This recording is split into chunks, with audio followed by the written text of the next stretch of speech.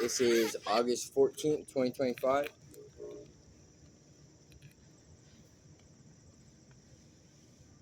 Laws of Moses, Genesis 39.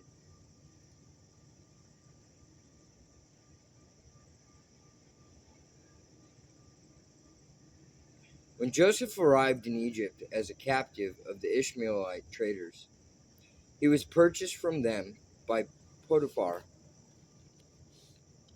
a member of the personal staff of Pharaoh, the king of Egypt. Now this man, Potiphar, was the captain of the king's bodyguard and his chief executioner. The Lord greatly blessed Joseph there in the home of his master, so that everything he did succeeded. Potiphar noticed this and realized that the Lord was with Joseph in a very special way. So Joseph naturally became quite a favorite with him. Soon he was put in charge of the administration of Potiphar's household and all of his business affairs. At once the Lord began blessing Potiphar for Joseph's sake. All of his household affairs began to run smoothly. His crops flourished and his flocks multiplied. So Potiphar gave Joseph the complete administrative responsibility over everything he owned. He hadn't a worry in the world with Joseph there, except to decide what he wanted to eat. Joseph, by the way, was a very handsome young man. One day, at about this time, Potiphar's wife began making eyes at Joseph and suggested that he come and sleep with her. Joseph refused. Look, he told her, my master trusts me with everything in the entire household. He himself has no more authority here than I have. He has held back nothing from me except you yourself because you are his wife. How can I do such a wicked thing as this? It would be a great sin against God. But she kept on with her suggestions day after day, even though he refused to listen, and kept out of her way as much as possible.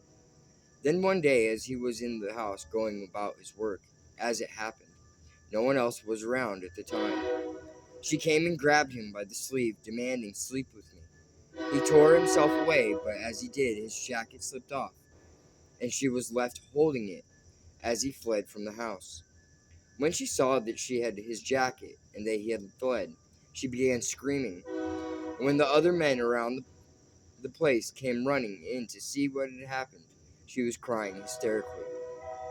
My husband had to bring in this Hebrew slave to insult us, she sobbed. He tried to rape me, but when I screamed, he ran and forgot to take his jacket. She kept the jacket, and when her husband came home that night, she told him her story. That Hebrew slave you've had around here tried to rape me, and I was only saved by my screams. He fled, leaving his jacket behind. Well, when her husband heard his wife's story, he was furious. He threw Joseph into prison, where the king's prisoners were kept in chains. But the Lord was with Joseph there too, and was kind to him by granting him favor with the chief jailer. In fact, the jailer soon handed over the entire prison and the entire prison administration to Joseph, so that all the other prisoners were responsible to him. The chief jailer had no more worries after that, for Joseph took care of everything, and the Lord was with him, so that everything ran smoothly and well.